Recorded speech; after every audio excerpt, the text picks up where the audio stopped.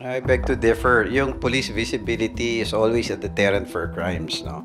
Seeing physically a police officer, a law enforcement in the streets is a very strong deterrent to criminals. But I'd like to correct the statement na walang ginagawa na, modern things sa ating law enforcement. Actually, truth be told, we were there yesterday sa Krame.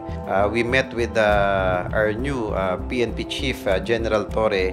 Pinakita niya sa amin yung quick response ng ating kapulisan eh. Meron silang command center sa Krame na namomonitor from Luzon to Mindanao.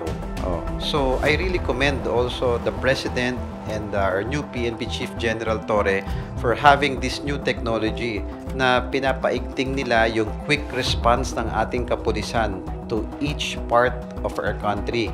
Nakita namin doon sa monitor doon na at a single notice na may tumawag, makikita na yung foot patrol na nakikita sa vicinity nung panangyayarihan ng crime. So it's not true that walang ginagawang technological advancements sa ating law enforcement. Truth be told, parehong ginagawa. May technological advancements and at the same time, nandiyan dyan pa rin yung physical presence, which is a strong deterrent for criminals.